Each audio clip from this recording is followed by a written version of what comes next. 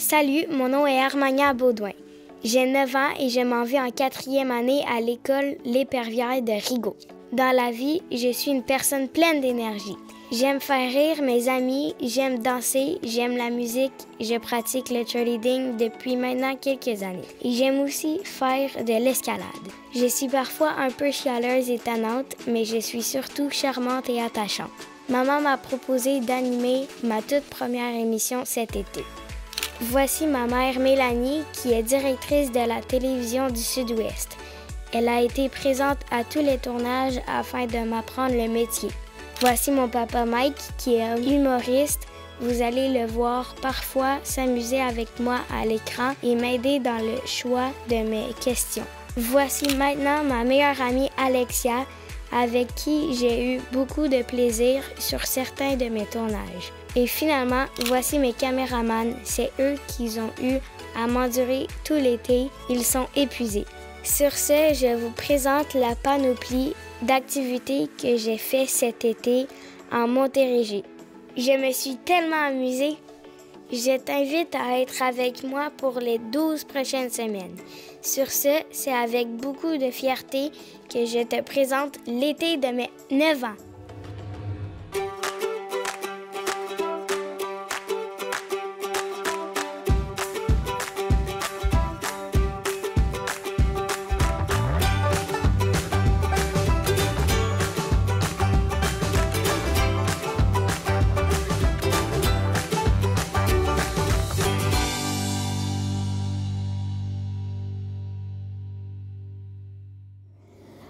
Aujourd'hui, je suis au Zoo Écomuséum. Évidemment, on va passer la journée avec des animaux.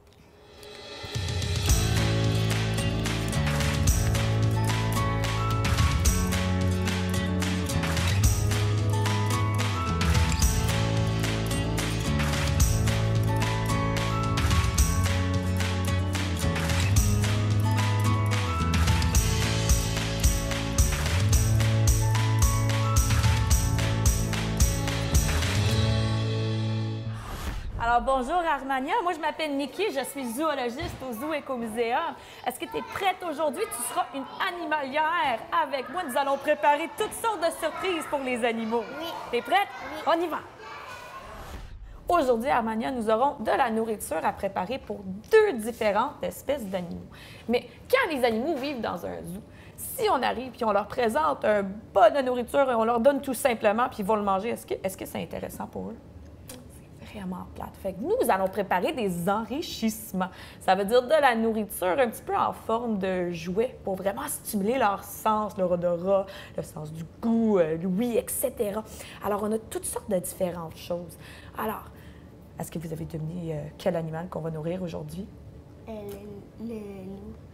Ah, mais ce n'est pas un loup. En fait, c'est un renard arctique, mais il ressemble au loup. Hein? C'est comme un petit loup miniature. Alors, c'est un cousin du loup dans la famille des canidés. Puis, tu as sûrement remarqué, on a une variété de petits aliments pour eux dans le plat. Ce sont surtout des carnivores. Alors, qu'est-ce que ça mange, un carnivore? Ça mange des insectes. Ça mange des insectes, on a vu, hein? Ça mange surtout de la viande aussi. Alors, des insectes, d'autres animaux, des choses comme ça. On a aussi inclus des légumes. C'est bon pour nettoyer leurs dents, pour la digestion aussi. Et des fines herbes. Comme tu as vu, on a des herbes de Cari, des herbes italiennes aussi. Ça, c'est pour stimuler leur nez. Parce que dans la nature, ces animaux-là vont rencontrer toutes sortes de choses vraiment, vraiment intéressantes. Tandis que dans un zoo, bien, il faut que ça soit nous autres qui rajoutent des effets intéressants pour leur stimuler, pour enrichir leur vie. Alors, on a ça pour eux. Pour un autre animal, on a juste des légumes. Est-ce que tu sais comment on appelle ça, un animal qui ne mange que de la matière végétale, que des plantes? On appelle ça un herbivore. Alors, l'herbivore que nous allons nourrir aujourd'hui s'appelle le cerf de Virginie, que tu connais peut-être sous le nom de Bambi hein, dans les films. Alors, eux autres, ils vont juste manger de l'herbe, des feuilles, des branches. Nous, on va leur donner des légumes. Et on va couper ça tout petit pour pouvoir éparpiller ça partout dans leur aire de vie. Ça va leur faire travailler. Parce que, encore une fois, juste un petit bol de nourriture, c'est pas super intéressant. Alors, nous, on va vraiment leur rendre heureux. Est-ce que tu aimerais commencer par les légumes ou par la viande et les insectes? Les légumes. Les légumes, d'accord. Alors, on va mettre ça de côté. J'ai déjà sorti ton couteau, ta petite nappe. Alors, on va couper ça en petits morceaux et on va les mettre dans le petit pot ici pour que les serres de Virginie puissent avoir des bonnes bouchées. On va aussi pouvoir observer si les serres de Virginie ont des légumes préférés. Toi, est-ce que tu as des légumes préférés? Oui. C'est quoi tes légumes préférés? J'aime les carottes. OK. Alors, peut-être que tu es comme les serres de Virginie, hein, qui ont une petite préférence pour tout ce qui est sucré. J'aime les piments. OK. Délicieux, ça. En fait, moi, j'ai sorti des choux de Bruxelles, mais tu sais-tu quoi? J'aime pas ça. Un beau repas pour les serres de Virginie. Super job! Je t'avais dit qu'on allait faire des saucisses, hein? Alors, l'extérieur d'une saucisse, c'est fait de tripes. Ce sont en fait des intestins d'animal, mais ils ont été nettoyés. Alors, à l'intérieur d'un intestin, il y a de l'espace vide. Alors, regardez bien. Si je le mets comme ça ici, je peux trouver le trou et je vais remplir mes poumons et souffler sans le toucher avec ma bouche. 1, 2, 3. C'est cool, hein?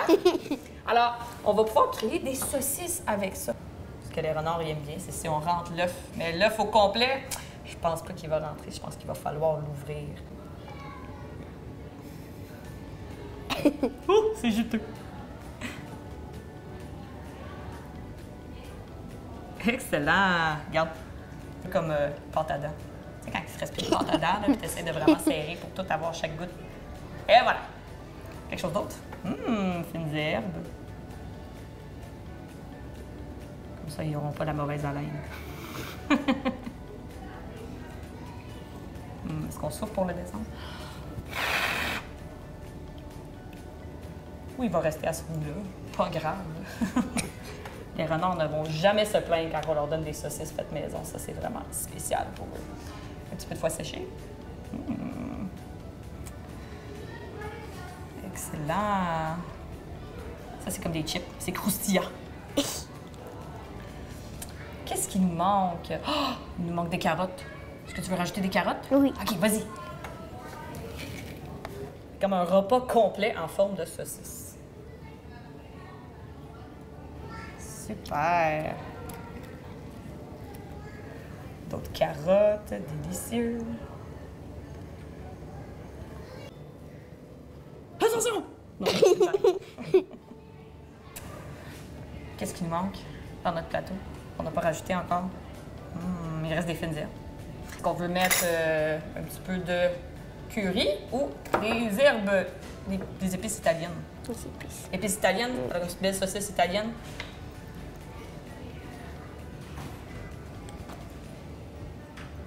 Hey, super! Est-ce qu'on veut rajouter l'œuf aussi? Oui. OK, alors tiens-le vraiment bien ouvert. Moi, je vais le craquer parce qu'il ne rentrera pas comme ça. Regarde. Prête? 1, 2, 3. On va essayer de ne pas faire un gros dégât.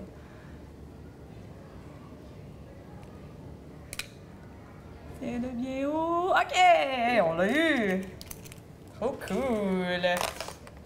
Hey, parfait! Regarde ça. Yeah!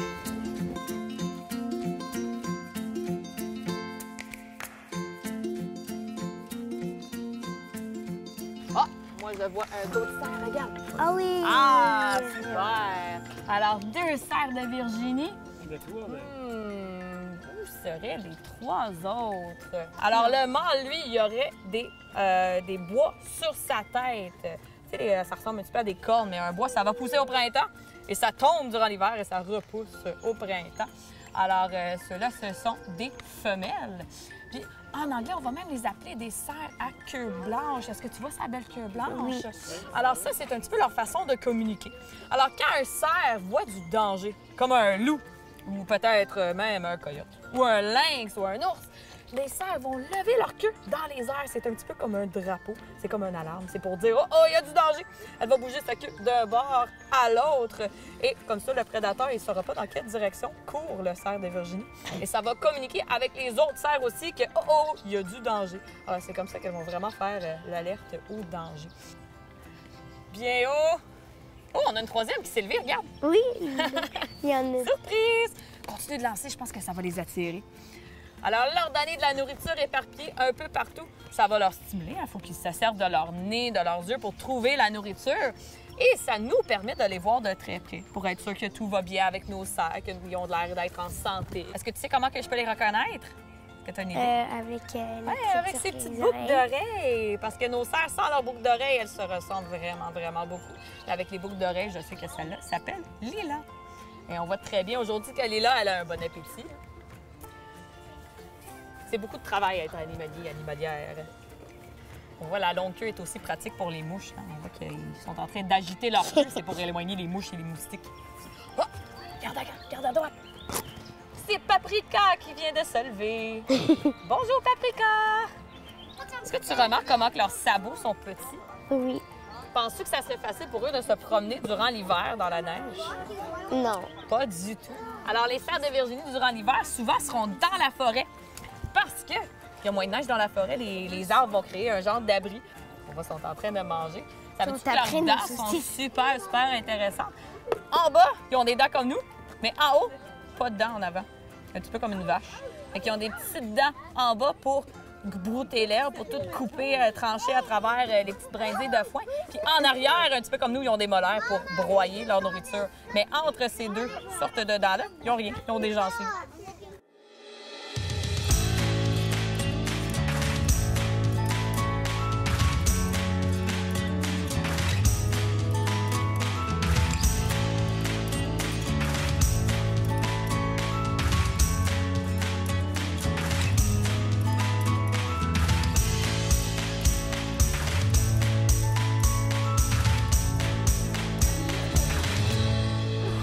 Est-ce que tu veux lancer un poussin? Pas obligé d'en prendre un qui a des bébites dessus. On va essayer de faire un grand lancer pour que ça se ramasse en haut de notre colline. T'es prête? Oui. 1, 2, 3. Hey, beau lancer! Ouh, réaction immédiate. Hein? Et souvent, il y a les jaloux qui s'en viennent. Et voilà, 2 renards arctiques. On voit qu'il y a quand même des différences de couleurs. Oh! C'est notre saucisse avec l'œuf dedans. Moi aussi, je vais lancer du poulet. Excellent! On a 3 renards arctiques pour l'instant. Si jamais ils viennent pas tous, ils ont 2 autres repas aujourd'hui. Alors, on ne s'inquiète pas trop. 1, 2, 3, go! Oh! J'en ai reçu ici. Excellent. Ah oui, il ne faut pas oublier des insectes, hein? Les superworms, les ténébrions. Oh, même notre coquille, je vais la lancer. Ça va être croustillant. Comme un beau chip. Il reste une saucisse. Avec l'œuf dedans. Oh, ça, c'est un grand succès. Il nous restait les insectes. Il ne faut pas oublier les insectes. Lance ça super loin. On va essayer de les faire monter. Ils ont presque tous perdu leur poil d'hiver. À l'automne, ça va repousser. Puis le poil d'hiver de renard arctique est tellement, tellement épais qu'ils vont seulement commencer à grelotter quand il fait moins 50 degrés Celsius.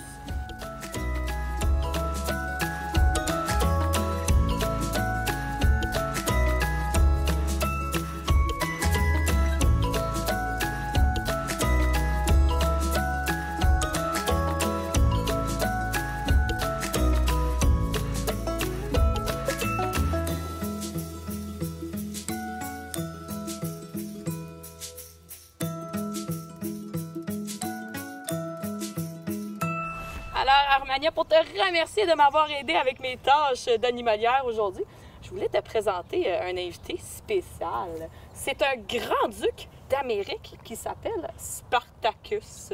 Et lui, il est né sous soins humains à un autre zoo. Il est arrivé ici quand il était âgé de 5 semaines. Et lui, il travaille avec moi dans le programme éducatif. Alors, c'est un oiseau que tu vois très bien, il est entraîné de rester au point, d'être calme devant les gens. Et il va m'aider à faire des présentations éducatives pour les jeunes comme toi. Les oiseaux de proie, tu peux imaginer, ils mangent beaucoup, beaucoup de rongeurs, comme les souris et les rats. Alors, au zoo, on trouve ça super important de parler des gens, des oiseaux de proie, comme le grand-duc, pour qu'ils soient motivés à vouloir les protéger. Parce que si on n'aurait pas d'oiseaux de proie, imagine combien qu'on aurait de souris dans le monde. On serait envahi par les souris. Comme un jeune m'a dit un jour, ça serait l'apocalypse des souris. Alors, on voit bien que Mon grand-duc, c'est un oiseau de proie. Il a des serres. C'est son outil de chasse. Un grand-duc peut même attraper des lapins, d'autres hiboux, d'autres chouettes. Il est même un grand prédateur d'une moufette. Toi, est-ce que tu mangerais ça, une moufette? Pourquoi pas? Ça pue! Mais lui, il a tellement les yeux et les oreilles bien développés qu'il n'a pas besoin d'avoir un bon odorat. Alors, s'il attrape une moufette, oh oui, il va se faire arroser. Il va sentir atroce. Mais ça ne lui dérange pas. Il ne va pas le sentir. Alors, c'est un des seuls prédateurs des moufettes. Est-ce que tu as vu ses grands yeux? S'il se tourne la tête, et voilà! Alors, ça sert à quoi des grands yeux pour un animal nocturne, penses-tu? Pour voir les prédateurs. Ah ouais, c'est pour voir dans la noirceur, soit les prédateurs ou ses proies aussi, et pour ne pas foncer dans les arbres quand ils volent. Alors, Spartacus, comme je disais, il est super bien entraîné, pas juste pour rester au point, mais aussi pour montrer ses ailes. On est capable de le faire ouvrir ses ailes. Et pour nous, ça va nous aider vraiment à évaluer son état de santé. Est-ce qu'il garde bien son équilibre? Est-ce qu'il ouvre ses ailes? Est-ce que ses plumes sont en bonne condition? Alors, ce que je peux faire, si tu aimerais ça, voir ses ailes, t'aimerais-tu ça? Ouais. Alors, ce que je vais faire, je vais bouger ma main un petit peu. Et pour garder son équilibre, lui, il sait qu'il doit ouvrir ses ailes. Mais il faut aussi lui demander gentiment. Alors, qu'est-ce qu'on pourrait lui demander? On pourrait dire Spartacus, ouvre tes ailes. Ouais? Il faudrait inclure le mot magique. Hein? C'est quoi le mot magique?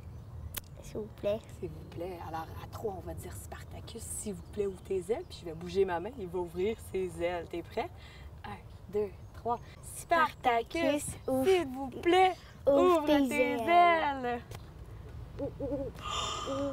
Et il a même dit merci d'être venue au zoo. T'es tellement, tellement chanceuse. Alors, un grand merci d'être venu nous aider avec nos tâches animaliers aujourd'hui. Et merci beaucoup. Merci. Beau travail.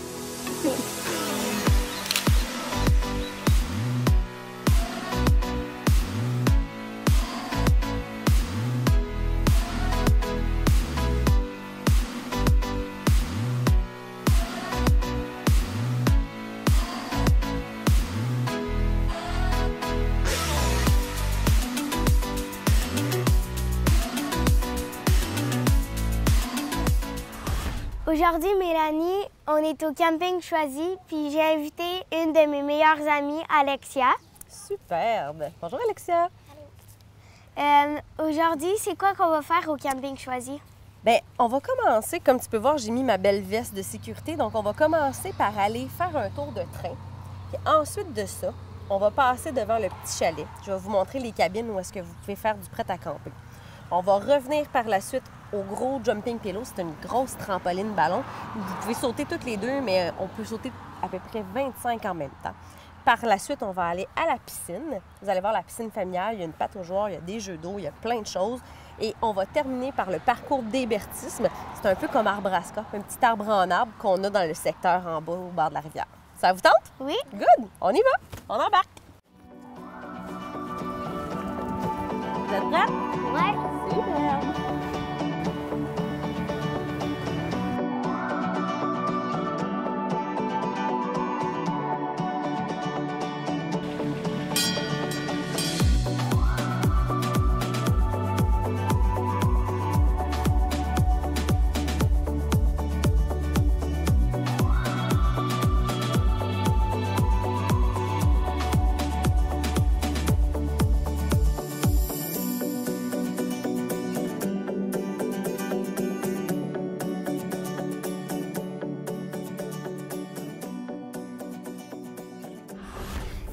Mélanie, est-ce qu'on est obligé de venir ici en roulotte si on veut venir avec notre famille? Non, pas nécessairement. Tu vois, comme en arrière de nous, on a une petite cabine. C'est un prêt à camper. Donc, dans le camping, aujourd'hui, dans la terminologie, les mots qu'on utilise pour aller en camping, en 2019, on appelle ça des prêts à camper. Ce que ça veut dire, c'est qu'on a un habitacle, ça peut être une roulotte, une tente, Utopia, tu as peut-être déjà entendu ça, des yurts.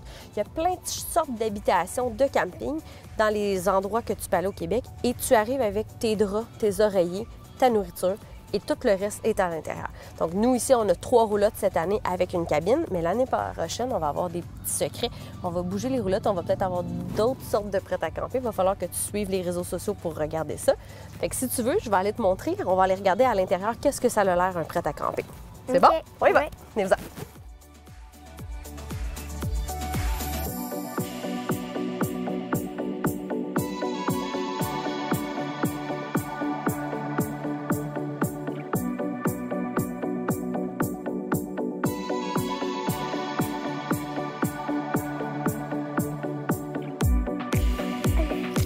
Bonne nuit, je m'en vais me coucher.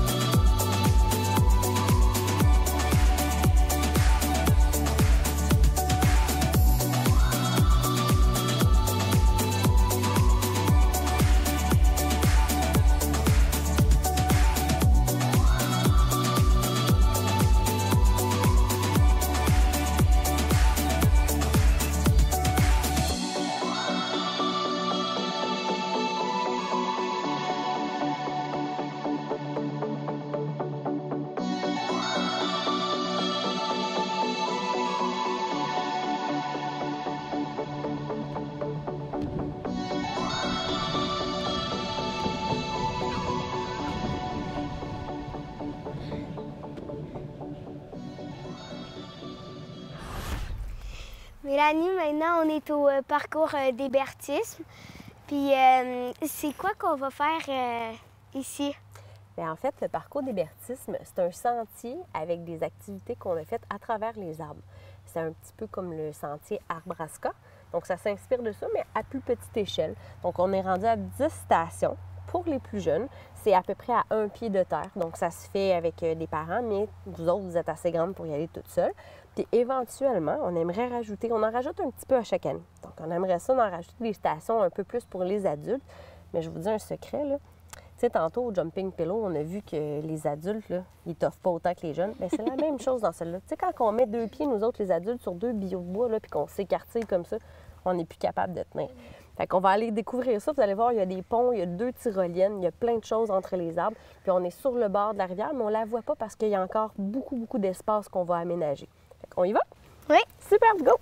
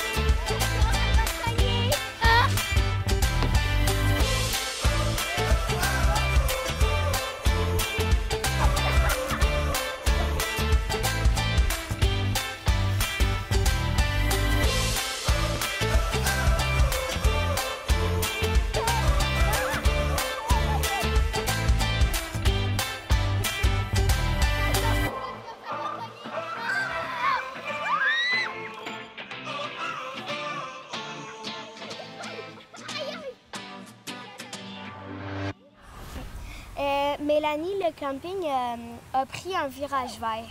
Bien oui, ma belle. En fait, depuis quelques années, là, on a fait beaucoup d'actions ici au Camping Choisi. On a commencé par avoir une borne électrique pour les voitures électriques. On ramasse les ordures à tous les jours, à tous les terrains. On sépare le recyclage, les canettes, tout l'argent qui est ramassé pour les canettes, on les donne pour les activités pour les enfants. On sépare tous les trucs. On redonne tous les ingrédients, toutes les affaires vertes, là, les gazons, ces choses-là, les feuilles. On donne ça aux agriculteurs de la région qui mettent ça dans les champs. On a un bloc sanitaire. Tantôt, on a vu une toilette au parc à côté de la petite cabine. Ce bloc sanitaire-là est alimenté avec des panneaux solaires. On récupère l'eau de pluie pour les toilettes. On a des... tout est réfléchi pour essayer d'aller un petit peu plus vers le côté écologique. J'en ai des choses. Nos voiturettes sont tous électriques. Fait que tranquillement, là, on fait un petit pas à la fois puis on essaie d'intégrer un mode de vie différent avec tous les usagers. On a fait une station d'épuration des eaux. On a nos propres égouts ici au camping. Puis on essaie de faire aussi tous les produits écologiques au dépanneur. Fait que les filles, je vous remercie beaucoup pour votre belle journée, d'être venues nous visiter. J'imagine que vous avez travaillé fort, vous avez eu chaud. Oui. Oui, hein? Je vais vous laisser aller terminer ça en beauté à la piscine. Allez vous rafraîchir. Merci. Bonne journée!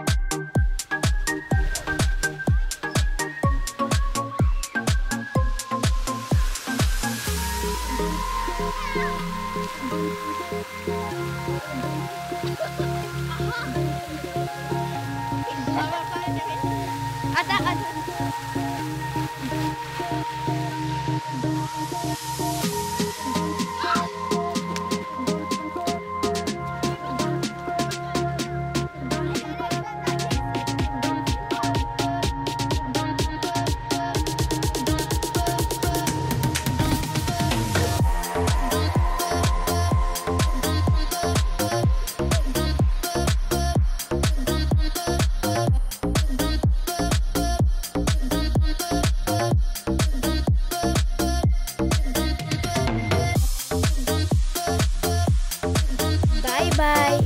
On se retrouve la semaine prochaine à Armagnac.